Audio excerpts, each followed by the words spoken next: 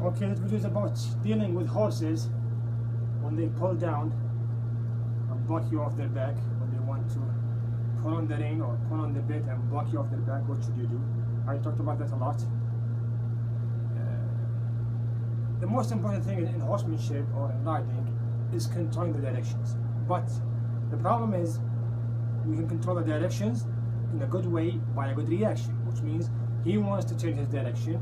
My reaction to his action made him decide not to change his direction. I'm moving straight. He wants to go left. My reaction was correct, so he chose not to go left because I did not give him a bad reaction. This is what good riders do. They control the direction in a way that has something to do with the reaction. Unconsciously, they do the right thing. Bad riders cannot have or will not have a good reaction. So they have to make it up by making a good action. Your reaction was not that good, but it's not too late. Give him a good action and he will choose to come back to you. So controlling the direction can happen in so many different ways. Good riders are moving straight, he wants to go left, a hand gives him a good reaction, he will choose not to go left or right. Bad riders or beginners will give him a bad reaction or a wrong reaction, so he will choose to go left, or pull right, and do what he wants. But after he did that, people have let's say a different choice than the first choice that they made. The first choice was a horse pulling to the left side or to the right side. Unconsciously, as a beginner, as a bad rider, use strength. So the horse pulled straight or pulled down to the direction that he wants to go to. Now, the next choice, the next move that you can do is keep pulling the horse, which will make the horse keep pulling more and he will win. And every time he goes to the same situation, he will do the same action, which is pulling the opposite direction or taking off or bolting or whatever. Or you can change his direction. So I'm moving straight. He was able to move left or right. Instead of keep pulling the horse to the right side or back to stop him from bolting, just change his direction in a big way, in a big circle. Instead of pulling the horse right or pulling the horse left, make him go right in a big circle, or make him go left in a big circle. So move your hand outside, then pull it back. Then he will give you the rein, collect what he gave you, then move it out and pull it back. He will give you the rein, collect what he gave you, move it out and pull it back. Bad riders pull back and inside, and when you do that, the horse will pull straight and down. Horses immediately say no if we say no.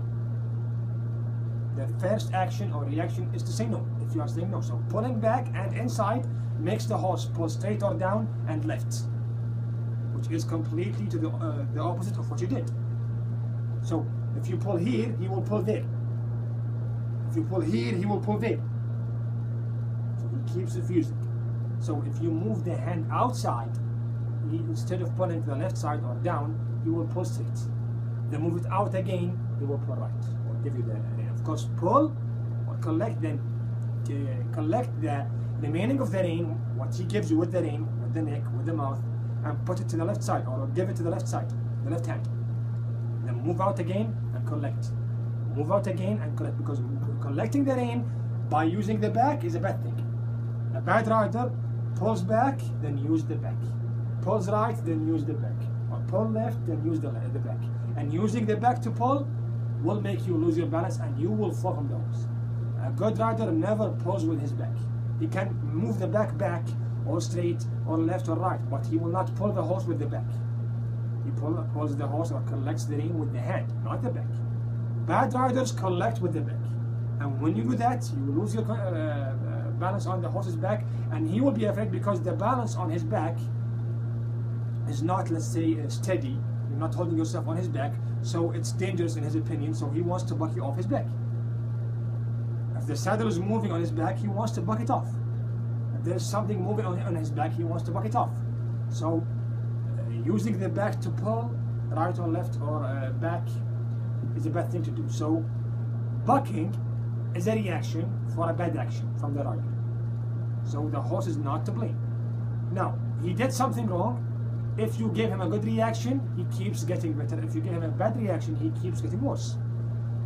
I did the wrong thing anyways, what should I do now? What's next? It's very simple. You can keep doing the wrong thing, which means he will keep doing the wrong thing, or you can stop doing it by changing the direction.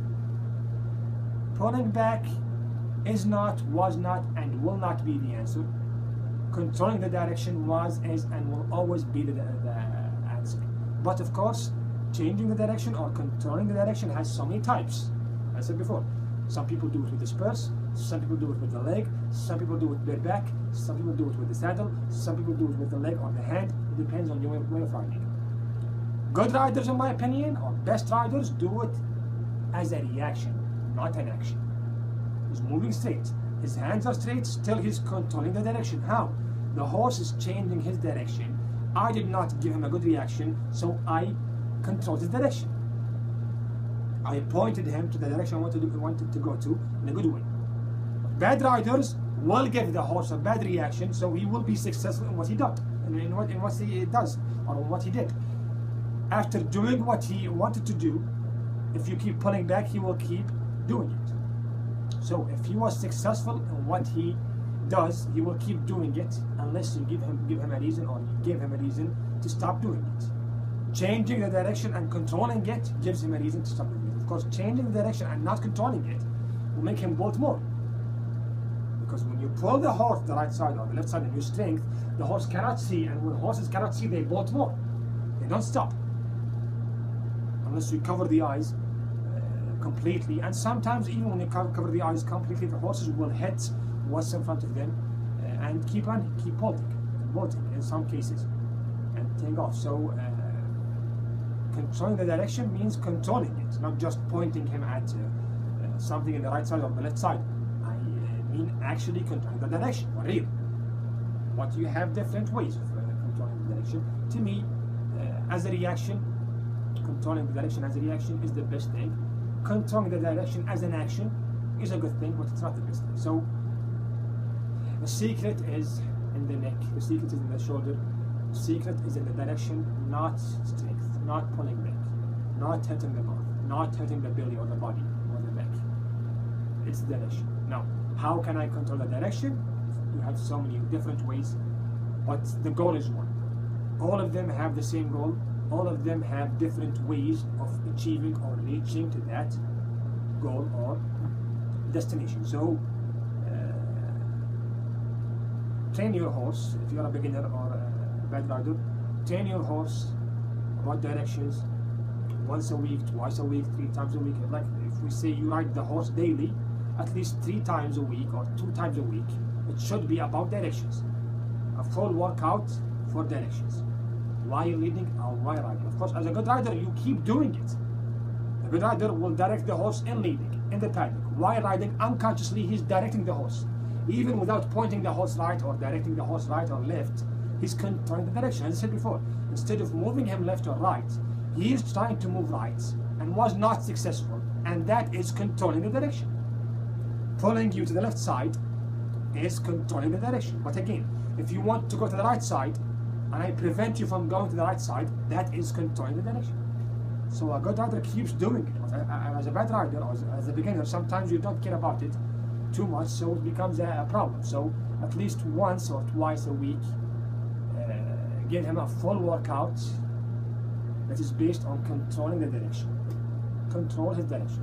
Circles, left and right, move like I call it stairs. Left, right, circle. Left, right, circle. And moving the horse up and down is very important. Trotting the horse or canting the horse in big circles, but making the circle very small and tight is very good if he's ready for it and you are ready for it. So twice a week, 3 times a week, once a week at least, it should be a workout for directions, controlling the directions. With time, he will understand your hand, he will become better, and you will become better in controlling his directions. Just giving him the rein, and when he wants to run away, you pull back. It's like riding a mule or a donkey. Instead of riding a horse, ride a donkey or a mule.